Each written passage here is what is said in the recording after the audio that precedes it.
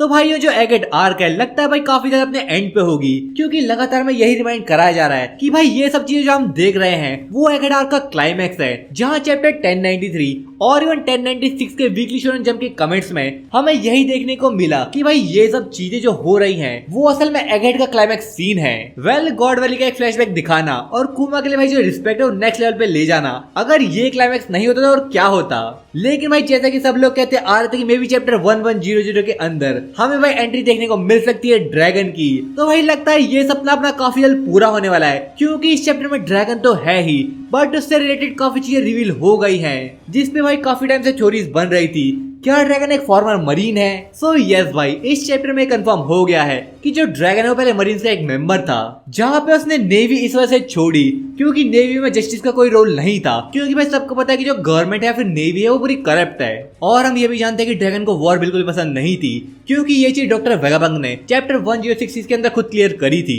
लेकिन आखिर ड्रैगन ने मरीन्स कब ज्वाइन करी, कब उसको लीव किया, या फिर वो कौन सी पोस्ट में था, इसके लिए तो शायद हमें थोड़ा और वेट करना पड़ेगा। बट इससे हम ये तो कह सकते हैं कि ड्रैगन और अकाइनो दोनों एक दूसरे को जानते होंगे, क्योंकि दोनों की एज सेम थी, तो मे भी हो सकता है कि दोनों साथ में ट्रेनिंग ली हो, या फिर ड्रैगन जो है अकाइनो का सेंपाई रहा हो। लेकिन मुझे लगता है कि जो ड्रैगन था वो वाइस एडमिरल या फिर ऐसे किसी हाई पोस्ट में रहा होगा, क्योंकि एक नॉर्मल सोल्जर को जो गवर्नमेंट के कांड के बारे में इतनी इन्फॉर्मेशन नहीं मिलती, तो मे भी ड्रैगन किसी हाई पोस्ट में रहा होगा, जहां उसे गॉडली इंसिडेंट और ऐसे ही सेलेस्टियल ड्रैगन का हंटिंग गेम के बारे में पता चला हो, जिसकी वजह से उसने मरीन्स को लीव कर दिया हो। या फिर जैसा कि लोग कहते आ रहे हैं कि dragon was actually presented God valley, क्योंकि आखिर हमने गॉड्स नाइट के सिलुएट उसके ही पर्सपेक्टिव से देखे और वो जानते हैं कि वो लोग कितने स्ट्रॉन्ग है और कितना बड़ा थ्रेट बन सकते हैं। तो मे भी हो सकता है कि उसने ये सब गॉड वैली के टाइम पे ही देखा हो, जहां वो गॉड वैली के अंदर एक सोल्जर बन के गया हो, क्योंकि भाई उस टाइम ड्रैगन की जो एज थी वो थी 17, तो 17 की एज में कुछ ज्यादा हाई पोस्ट में नहीं रहा होगा। या फिर जैसा कि मैंने ऊपर कहा कि मे भी बाद में उसको ऐसा पता चला हो, क्योंकि 22 साल पहले जब ओहारा इंसिडेंट हुआ था तब भाई ड्रैगन ने ऑलरेडी एक ऑर्गेनाइजेशन फॉर्म कर दी थी,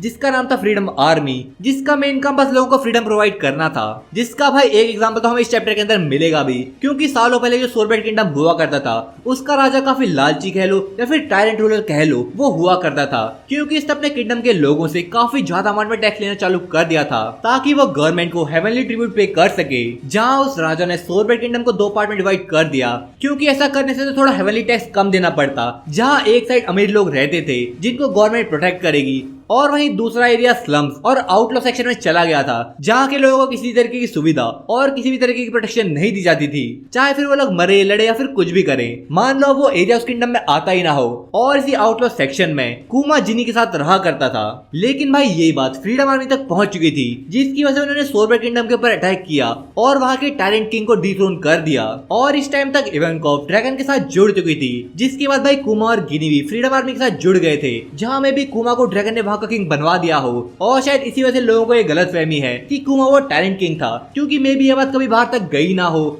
और लोगों को लगता होगा कि कुमा वही किंग है जिसने भाई किंगडम को 2 पार्ट में डिवाइड कर दिया था। तो भाई इसके बाद जो फ्रीडम आर्मी है वो चलती रही, और ओहारा के बाद कुमा इवेंकॉफ और ड्रैगन ने मिलके इसे रीब्रांड कर दिया, जहां अब हम इसे रिवोल्यूशनरी आर्मी के नाम से जानते हैं, जो कि गवर्नमेंट को डायरेक्टली अपोज करती है और सेलेस्टियल ड्रैगन्स के राज को खत्म करना चाहती है। जहां भाई इस चैप्टर के अंदर 14 साल पहले का हम एक फ्लैशबैक भी देखेंगे, जहां कुमा और गिनी दोनों ही भाई अब रिवोल्यूशनरी आर्मी के कमांडर्स बन चुके थे, क्योंकि कुमा के पास तो पावर थी ही, लेकिन जो गिनी का दिमाग था वो काफी तेज था, तो भाई वो दोनों ही रिवोल्यूशनरी आर्मी के कमांडर्स बन चुके थे। लेकिन क्योंकि ये बात 14 साल पहले की है, तो अगर सच में बॉनी कुमा और गिनी की बेटी होती तो उस टाइम तक तो भाई उसे पता होता कि उसकी मदर जिनी है, क्योंकि उस टाइम बॉनी की एज करीब 10 साल की होती, क्योंकि अभी थोड़े टाइम पहले ही वन पीस की तरफ से एक ऑफिशियल वीडियो निकली थी, जहाँ पे भाई काफी सारे कैरेक्टर्स की एज रिवील कर दी गई थी, जहाँ पे जो बॉनी की एज थी वो 24 साल बताई गई है। तो अगर वो उस टाइम 10 साल की होती तो उसे गिनी के बारे में पता होता और उसे मिली होती। लेकिन भाई अगर हम इन चीज को भी छोड़ दे और करंट टाइम के रिवोल्यूशनरी आर्मी पे देखे, तो यहाँ पे जो उनके कमांडर्स हैं उनमें भाई जिनी नहीं है। तो क्या ऐसा हो सकता है कि जिनी को कुछ हो गया हो?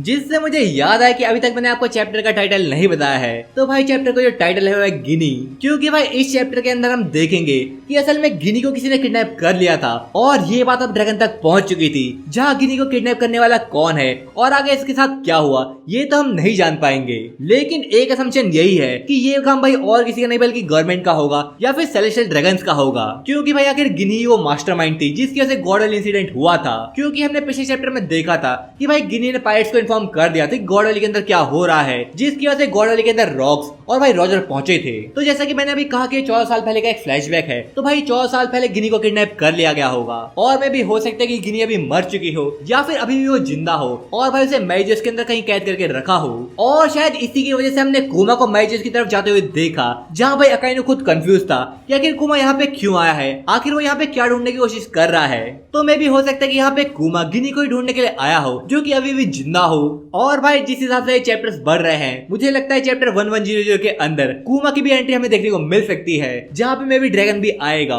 और भाई हम लूफी और ड्रैगन को आमने सामने देखेंगे, जहाँ पे ऐसा हो सकता है कि ड्रैगन ही उन लोगों की मदद करेगा वहां से भागने के लिए।